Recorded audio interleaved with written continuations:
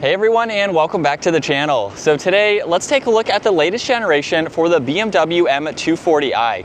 Huge shout out to Hendrick BMW Northlake for providing the sports car for me today. Take a look at their website, that link is down in the description. This 240 is finished off in mineral white metallic. MSRP is just over $61,000. This is powered by the 3-liter inline 6-cylinder turbo. It's only paired to the 8-speed automatic, and it pumps out 382 horsepower, 369 pound-feet of torque. This model here is rear-wheel drive, weighs in around 3,800 pounds. It'll do 0 to 60 in just over 4 seconds with a top speed up to 155 miles an hour. It also has a fuel capacity of 13.7 gallons.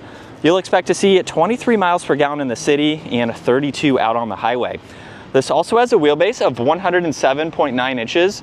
Its overall length is 179.4.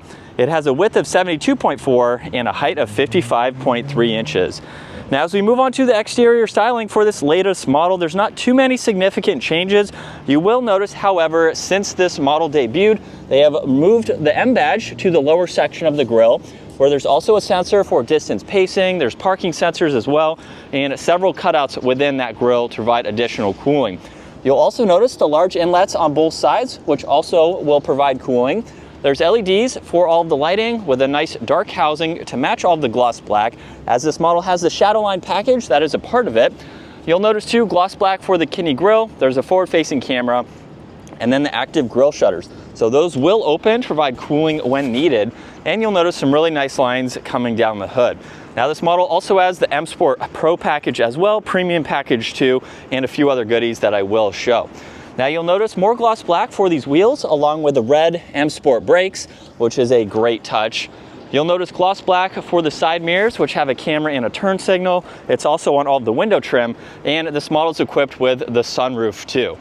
And as we take a step back, I think this has a really nice design to it. You'll notice that the lower side skirt pokes out slightly, just to give it somewhat of a wide body design. You'll notice too, the rear fender also protrudes outwards slightly.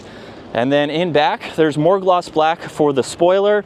It's also on the diffuser and the bumper there, where there's the dual exhaust too, and then LEDs for all of the lighting. There's a backup camera and the parking sensors as well. Now, this model also features remote start, so you can use the key fob to activate that as needed, and then you can use the key fob to shut it off as well.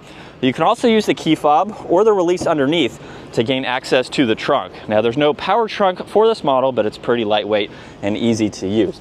And you'll notice there's a good bit of space in the back. You can fold down all of the seats in the back. There's no storage underneath the floor.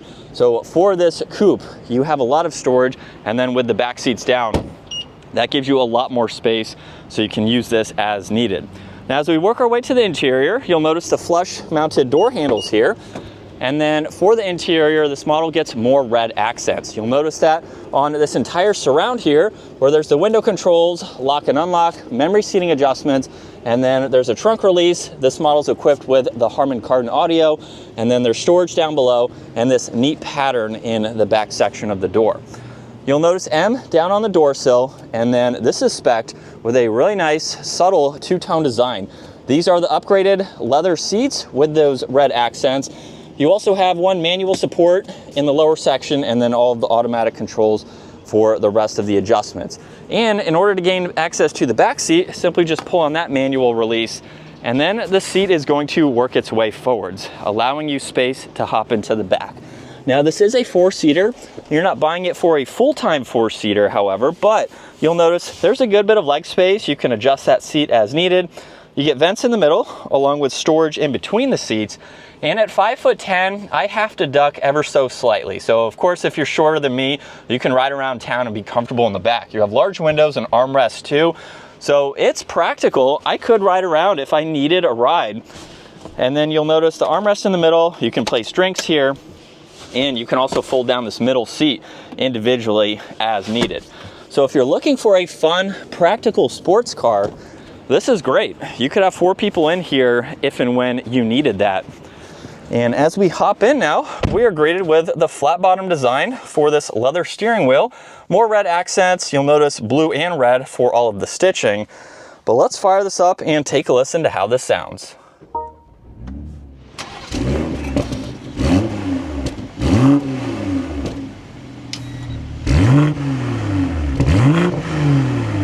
And coming back to the digital gauge cluster now, you'll notice for this orientation, miles per hour is on the left, tach is on the right, and then you have some info right in the middle that you can go through using controls on the right side of the steering wheel here. So if I push on that middle button, I can start to scroll through all of this content here, where you can pull that up right in the middle. So you have quite a lot that you can go through, and then you can also adjust how you would like to view this. So if you go over to layout, now you can configure this slightly depending on how you want to view this. And then the last one is for the head-up display. So you can go through a few different settings there with that information as well. And then the lower section is going to be fixed. So you can see your fuel, time, outside temperature, and engine temperature. Now there's also volume, voice commands, and Bluetooth. This has the brushed aluminum paddle shifters along with more of those trim accents. And then on the left side, all of the cruise control settings are easily laid out. Now to the left, there's the headlight adjustments. You get one air vent above that. And then with the rest of the infotainment system, you'll notice this lower section is always going to be fixed. So that way you can quickly get through all of this information. You have tons of apps that you can get into, along with Apple CarPlay, Android Auto, your messages, lighting, things like that. You can get into your climates. The home screen also has a split view. So you can go through a little bit of information depending on what you'd like to see and still have the nav going. You can pull up the nav, get into your music there, and then this model has heated seats and a heated steering wheel, and there's your temperature adjustments. Now you don't have to use this as a touchscreen system because you have all the shortcuts down below, so you can quickly get through all of this information and use this rotary dial as needed. Now this also has this optional trim accent, which gives it a great look. You'll notice there's some blue interior lighting at the moment, along with air vents underneath that. There's also volume, tuning, hazards, and defrosters. This is also equipped with wireless charging. You get two auxiliaries and cup holders. More of that trim accent for the lid. It also surrounds all of the controls down below, where this is the shifter. So simply just push it forwards for reverse, where you have the top-down view along with all of these shortcuts. Now there's also automatic parking and backup assistance. So you get the parallel parking, the backup assistance, some really nice tech features that are optional, of course, along with the 360 camera system. So you have plenty of visibility around this entire vehicle. Now if you put it into drive, you can also bring up the forward-facing camera just by getting into some of these views here. And that way you can have a forward angle in the full screen there. So you can use that shortcut down below. If you pull it back from drive, you can get into sport mode, and then park's located behind that. Now there's also traction control, parking sensors, the engine start stop, and there's a few different driving modes that you can go into, just depending on the throttle response and the exhaust note that you would like. Auto hold and the e-brake are behind that. You get an auxiliary with some space in the armrest, along with a locking glove box. And then there's garage door buttons up top, dome lights, and controls for both the sunroof and sunshade. Those are both automatic.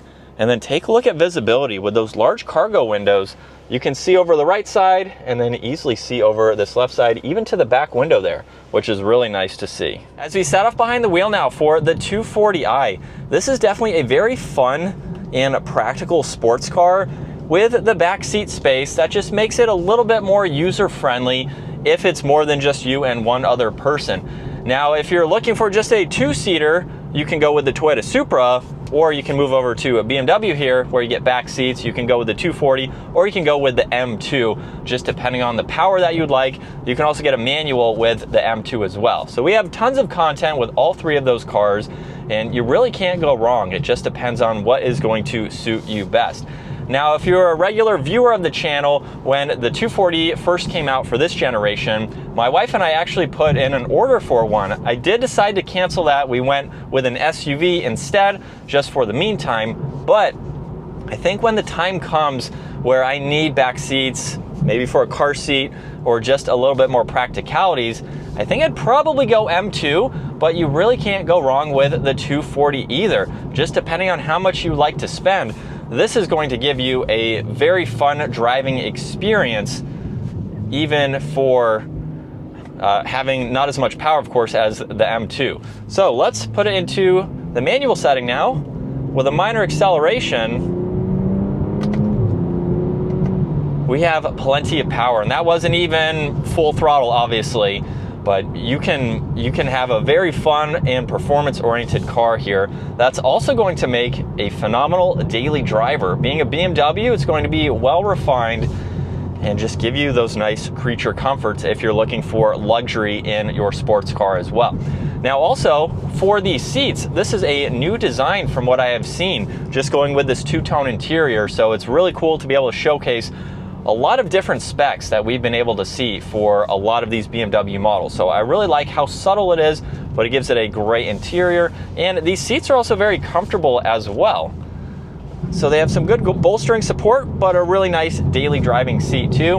And as far as headroom goes up front, at 5'10", I maybe have an inch and a half or so, but we have the height adjustable seat. So you could be a little bit taller than me and still fit comfortably in these seats. And it handles extremely well. For not being the true M car, we have the M Lite.